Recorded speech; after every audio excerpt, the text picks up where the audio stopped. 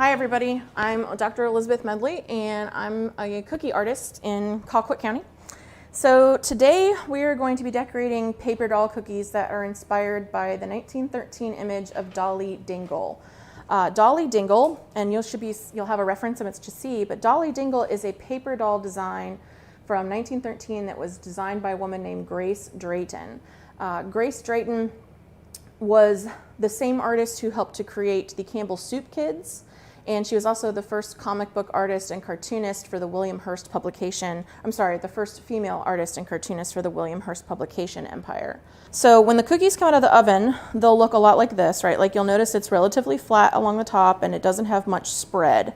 If you've ever made cookies at home that spread a lot, what you might want to do with your recipe is to take out the leavening agent. So if your recipe calls for baking soda or baking powder or something like that, try experimenting with less or even none, and that's how you're going to get that really crisp shape. What I have here is royal icing. Royal icing is made primarily with powdered egg whites and powdered sugar and water, and there's usually a little bit of flavoring, and eventually I'll add some food coloring here. Now, royal icing, when it comes out of the mixer, is really very thick and stiff, and so a part of what you have to do is you have to thin it down to the right consistency.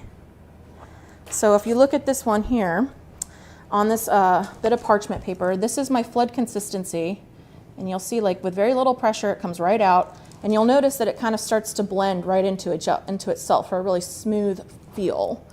Whereas if you were going to do something like this, which is piping consistency, this would be like straight out of the mixer kind of thing. Yeah. It's going to come, first of all, it's going to take a lot more pressure on your hand, but like it's going to come like that, and it's going to stay in that shape. Like those lines will never heal themselves together. So I'm going to walk you through this flooding process. Now I use a tipless bag, but you can use any cake or cookie decorating bag you have. And I find the trick to be with this is to not let the bag or the tip touch the cookie, but instead have it be like right above the cookie and kind of like telling you it's going to be where you're going. So here, but you'll see like I'm right above, and you can kind of see how the icing is like drifting down and down this way for her little legs and feet.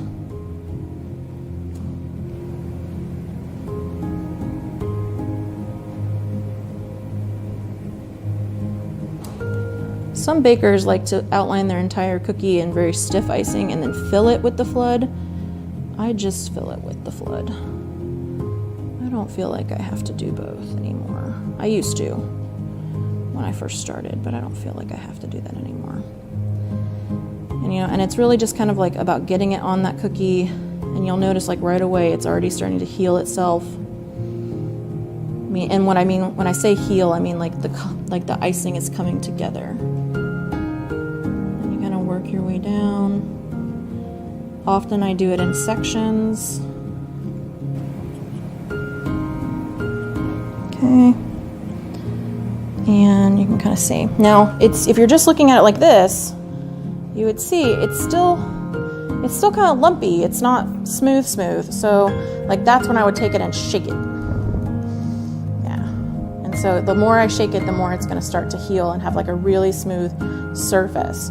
Now, if this was baking at home, I would then take this cookie and I would leave it for about 8 to 10 hours, usually overnight, to dry. That's how you're going to get that firm texture that we want for the purposes of painting our cookies. So I have a variety of paint brushes with me, a filbert, details, round brushes, things. I also have some food markers. These are essentially just regular markers that instead of being filled with ink are filled with food coloring. Sometimes I'll use those too. And we're going to take our little dolly. And I already put an outline of her eyes and chin because I was trying to those are usually the hardest part. I'm going to take a detail brush. And in this cup there's water, although sometimes I also use vodka. And the reason for vodka is because of the high alcohol content. It will dissolve faster. Like the more water you use, this icing is going to start to pit and crater and get soft again on you. But if you use vodka, if you know that you need to, like, it will dry really quick.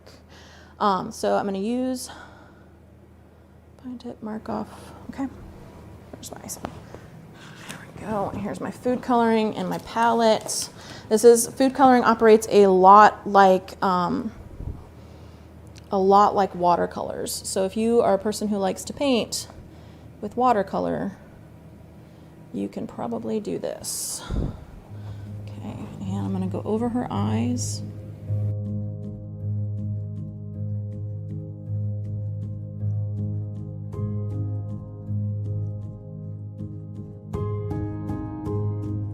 And I wanna go over her eyes because you're gonna wanna leave that white. Whereas when we fill her skin tone in a minute, you're gonna wanna have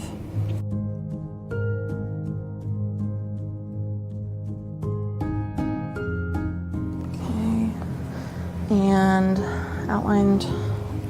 So if you look at the picture, she's got a little romper. Dolly Dingle doesn't have a neck. She doesn't. She's got this round face. And this is like the top of her.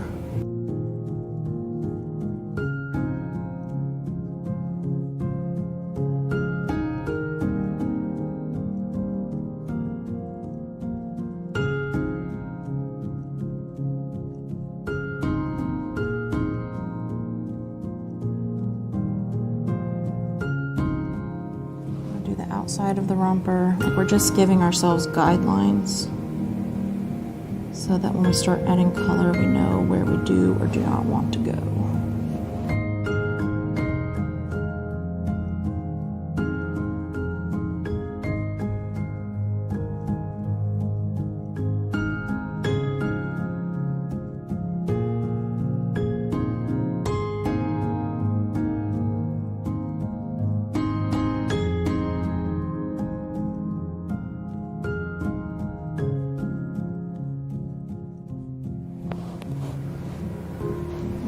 We got to do the bottom of the romper. I start with giving the line between her legs because that's going to give me a better idea of where the bottom of the romper is, usually. Now, I learned how to do this particular set from a cookie artist in California. Her name is Elizabeth Adams. I've been taking her cookie classes online for, I don't know, probably 5 years now. Sometimes I just watch it because she's just relaxing. Okay. Yeah.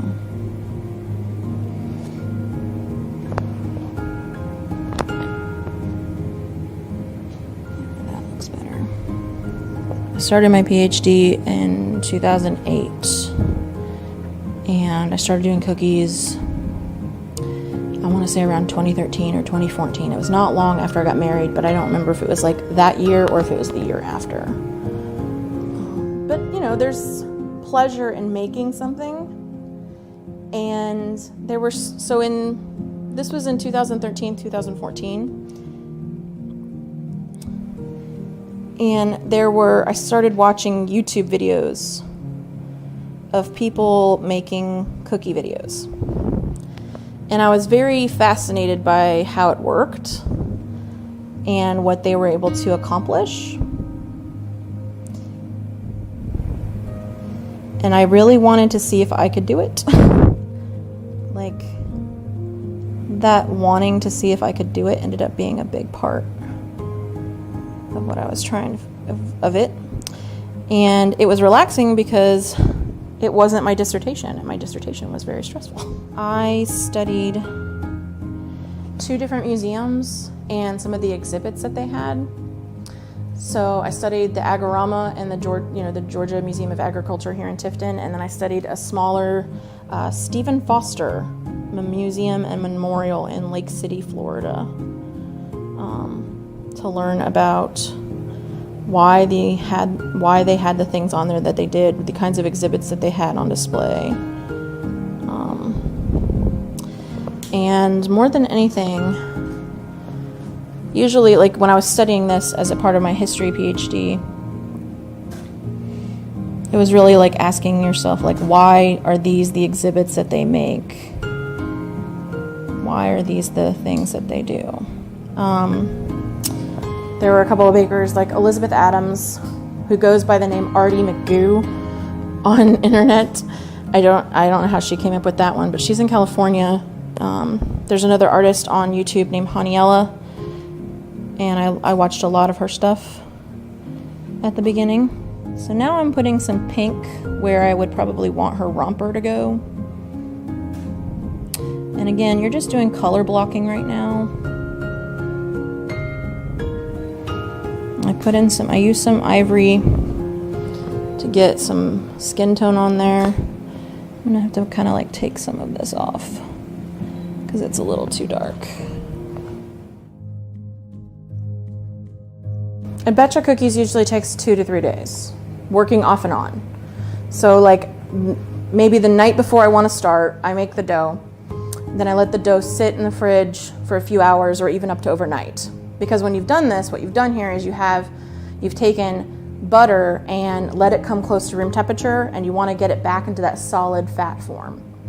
Then when the dough has had time to hang out, you roll it and cut it.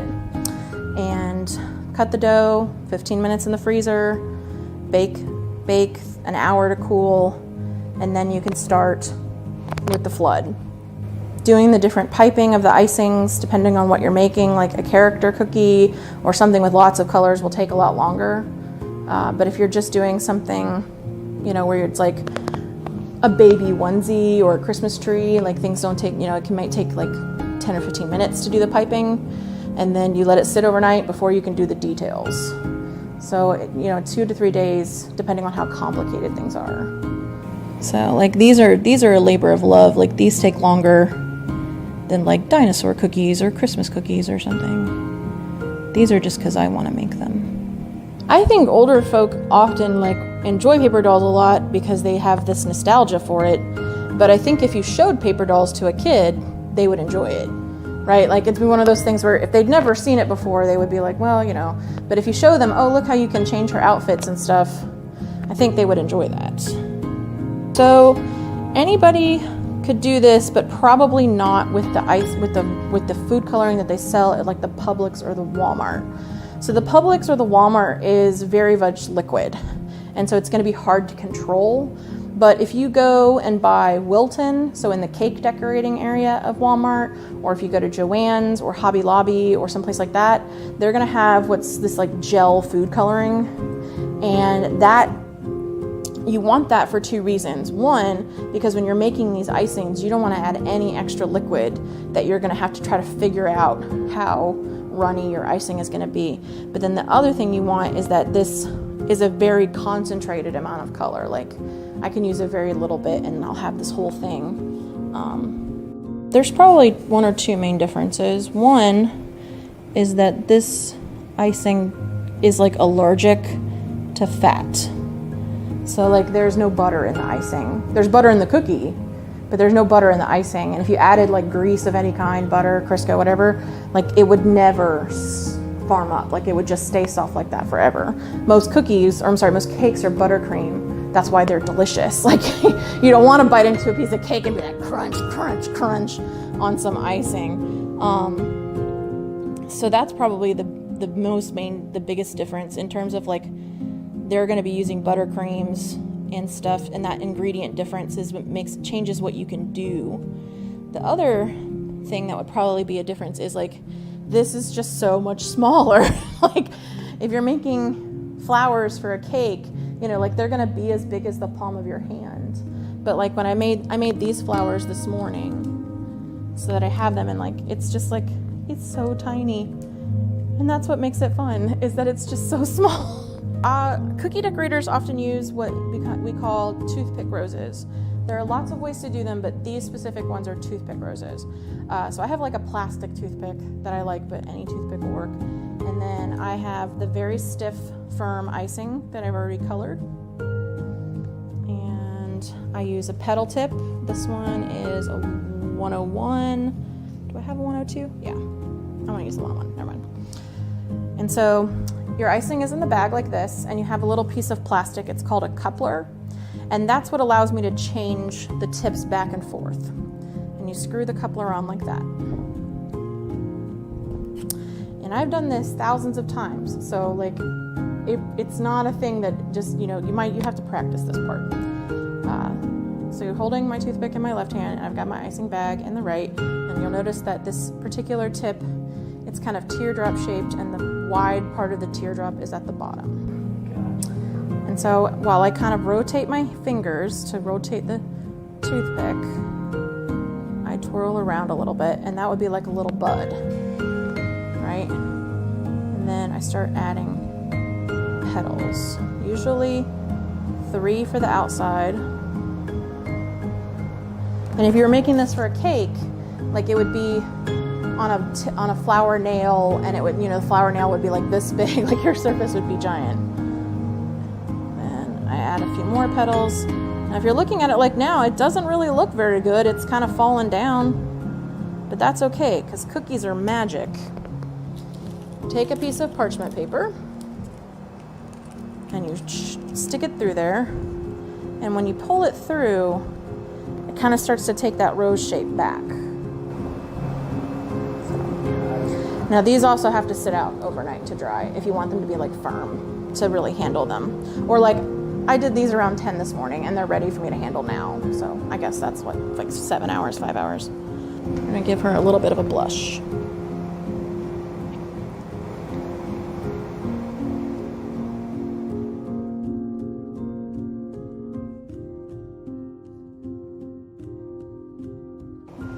The first cookies I made were like none of the icing was ever right.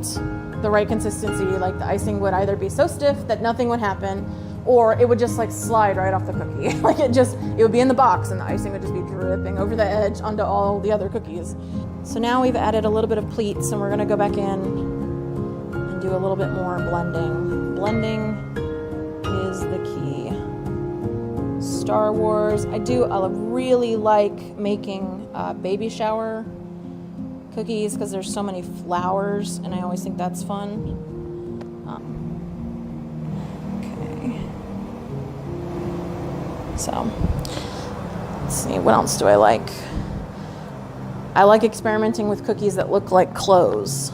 Like that's been the kind of thing I've been playing around with at home just on my own time. Try to make it as realistic and as possible, right? And for some people, that's what they want. They really want to try to make a very realistic cookie, or that looks just like a character, or looks just like the wedding invitation or something. I don't always think I don't feel like I'm in that mode. I kind of prefer the fast and loose look that looks like hand-drawn, or it looks like, I like it when it looks like I made it, as opposed to it like coming from a shop or a factory. I kind of like it when it looks like something I did. If I just drew that little thing on paper and made it this big, you'd be like, that doesn't look anything like a bow. But it does when it's tiny.